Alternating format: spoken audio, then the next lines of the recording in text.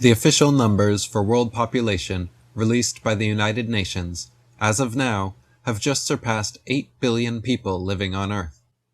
In 1800, there were only 900 million members of the human family spread across the world, raising to 1.65 billion in 1900, and skyrocketing to nearly 7 billion in the year 2000. Now, in 2023, we have allegedly just passed the 8 billion mark, with UN predictions claiming these statistics will continue to rise until reaching a whopping 11 billion at the turn of the next century. Given past failures and the many lies spewed by the UN during recent world events, however, it is fair and justified to remain skeptical of such statistics and to do some independent investigation before blindly believing. By collecting official statistics and doing your own math, it is difficult to find a way for these numbers to add up. For example, India supposedly has a countrywide population of well over 1.4 billion citizens. But when practical calculations are made using the UN's own numbers, how they could possibly conclude such a high figure is clear as mud. Taking their official figures of populations from the largest 300 cities in India, from 12.4 million in the biggest city Mumbai to just over 100,000 in the 300th placed city of Aurangabad, and adding them all together, that barely accounts for 200 million of this supposed 1.4 billion.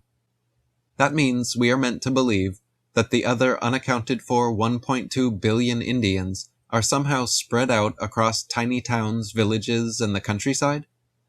If all the 300 places with the largest populations in India taken together only account for 200 million people, it is statistically and geographically impossible for there to be another 7 times this number mysteriously hiding out in the remaining small towns and villages with populations all lower than 100,000. A similar situation occurs when adding up the official figures for the entire world's 300 most populated cities. Taking the UN's own official statistics, from 24.1 million in the world's largest city of Shanghai, China, to only 361,000 people in the 300th largest city of Beirut, Lebanon, the combined figures only come out to approximately 1 billion people. Even after adding all the statistics calculated for surrounding metropolitan and suburban housing areas around each city, the total only amounts to around 1.5 billion. Where are these other alleged 6.5 billion people hiding? If the world's largest urban and suburban populations combined only total 1.5 billion, are we honestly meant to believe there are quadruple this number living in rural areas? Being generous, independent analysts have estimated at most another billion people could possibly be spread out across the world's rural countrysides, still putting the actual number well below 3 billion. The likely reason for these exaggerated statistics is that governments are incentivized to lie about population figures in order to collect more money for social programs. Then, by raising population figures to shocking levels, fear is created in the minds of the masses, and they are even more easily able to control and sell us on expensive, enslaving solutions.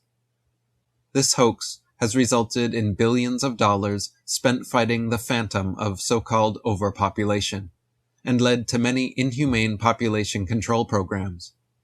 In reality, however, if everyone were all squeezed into a population density of 27,000 per square mile, which is comparable to New York City, 8 billion people would only fill up the state of Texas, leaving the entire rest of the world uninhabited. Thus, the idea that Earth is dangerously overpopulated and governments need to take drastic measures to combat the issue is another paper tiger attempting to scare us into submission. As Walter Williams wrote, the United Nations Population Fund has helped governments deny women the right to choose the number and spacing of their children. Overpopulation concerns led China to enact a brutal one-child policy. Forced sterilization is a method of population control in some countries. Nearly 250,000 Peruvian women were sterilized.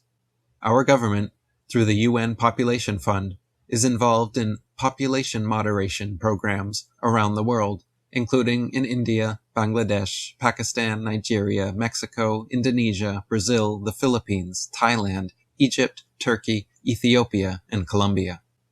The greatest threat to mankind's prosperity is government, not population growth.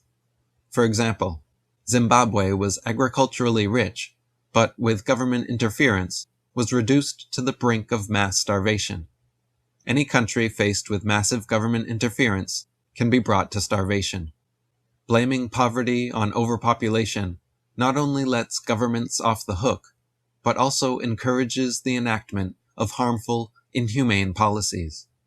Today's poverty has little to do with overpopulation. The most commonly held characteristics of non-poor countries are greater personal liberty, private property rights, the rule of law, and an economic system closer to capitalism than to communism. That is the recipe for prosperity.